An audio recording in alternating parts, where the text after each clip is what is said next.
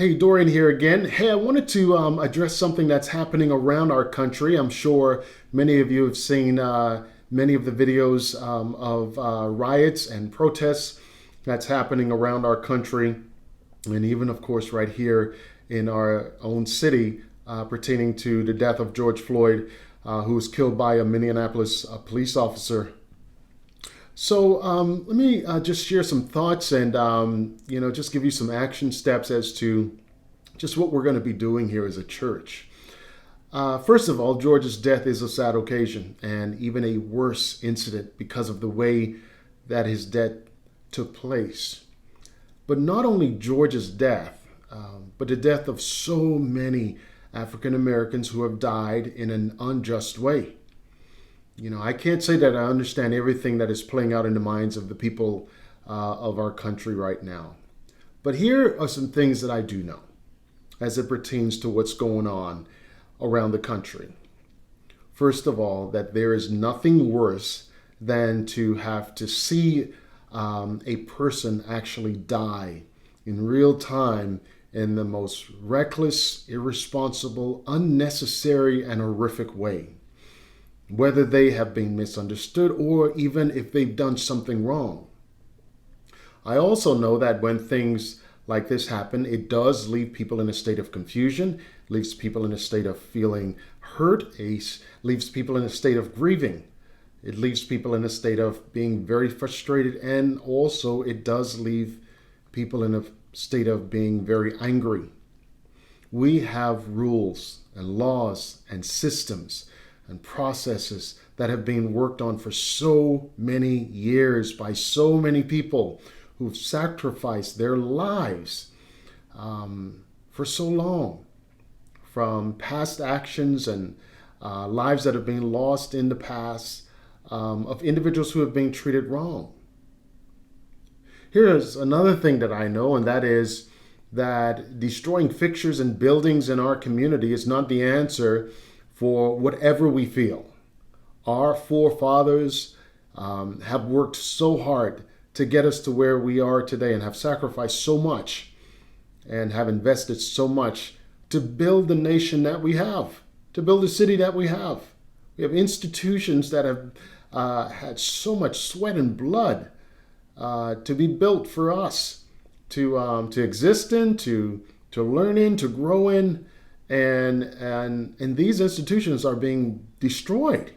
Individuals who have established businesses these businesses are being destroyed because of just, again, reckless actions by individuals, and again, justifying it by feelings, again, is reckless and irresponsible.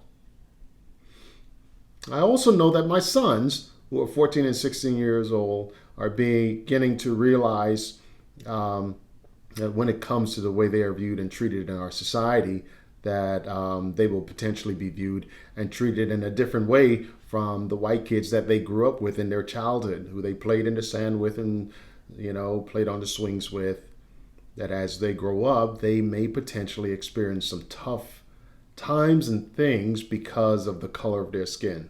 That's it. Not intelligence, not what's in the money that's in their pocket, their jobs, what they have, all because of the color of their skin.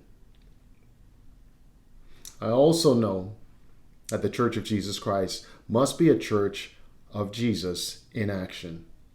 Jesus responded to the woman who was about to be killed because she had committed adultery. This story is found in the Bible.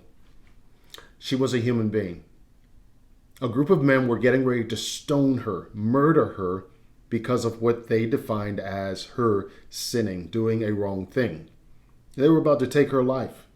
Because of Jesus being on the scene, Jesus saved her. In other words, she continued to live because Jesus decided to love. The Church of Jesus Christ must not miss opportunities to show to the world what the love of Jesus looks like or should look like. A love that does not discriminate because of a person's color or culture, economic status, or even the mistakes that they've made. The Church of Jesus Christ must do things that impact the lives of others and change the lives of others for the better.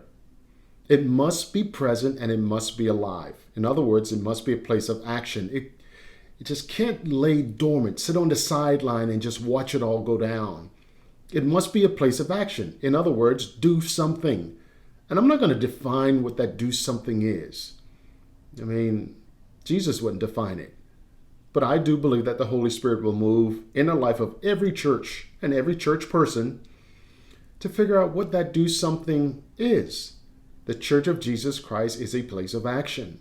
We do something, whether it's coming alongside a young person that has a lack of opportunities, or even an older person that is just in a tough place, and just lending an encouraging word or providing resources to help them with educational opportunities or whatever it is. It's just moving out of our places of comfort and doing something.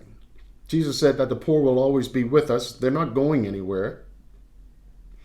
And so it's about time that the church begins to move and make a difference in the lives of individuals who may not be in a good place, who may be lacking or struggling, and the list goes on in regards to what that may look like. I can't define it, but I know that Jesus will, and he can. Here's the other thing, and that is that the Church of Jesus Christ must always send a message of love like Jesus. Must always send a message of love like Jesus. Jesus came, and the consistent message across the Gospels is a message of love. And I believe that the church must put love into action. Also, the Church of Jesus Christ is a place of unity, community, equality, and a place for all people, no matter who they are, no matter what they're struggling with or come through our doors with. All people should be able to find a seat in the room and be loved. So with that said, Compass Church is deciding next Sunday we're going to cancel our church service. So we're going to cancel our church service, and we're going to partner with Red Door Church and hopefully some other churches in the community, and we're going to walk the streets of our community. We're going to be the Church of Jesus Christ. So Red Door is 3 miles from Compass Church. We're going to meet up at Compass Church at 10:30 next Sunday. Write it down on your calendar. 10:30 next Sunday. We're going to meet at Compass Church in the parking lot. And we're going to wear our mask, and we're going to do good social distancing, and we're going to walk the streets and pray for our communities and our surrounding communities. We're going to jump on Camper Road, walk up to Winton Road, and take a right and head on over to Red Door and pray for the community. So Red Door is 3 miles from Compass and 3 miles back to Compass. So you'll be able to get 6 miles in, okay? So that's what we're going to be doing. We'll be walking in unity and community and expressing the message of love like Jesus. We'll also be praying over the surrounding communities and asking God's wisdom, God's peace, and God's protection over the people of the surrounding communities. Also, though, over our leaders. And we're asking that God will provide just mad wisdom for our leaders, especially in a time like this. We also want to pray for our police officers and our firemen and our firewomen who are working over and above to keep our communities safe. We cannot lose faith in our law officers. We can't lose faith in the leaders of our communities. These individuals work so hard to make sure that we have the resources that we need in our communities and in our homes, to make sure that we are able to live in safe homes and our communities are safe and secure. We cannot lose faith in our leaders and in our officers. So here's the deal. We're going to be sending more information out to you this week, and if things change up, we'll let you know. But we're gonna be the Church of Jesus Christ, and we're gonna do this thing. The last thing that we're going to be doing is we're going to be providing finances to organizations that are making a difference in the lives of young people or just individuals that are marginalized.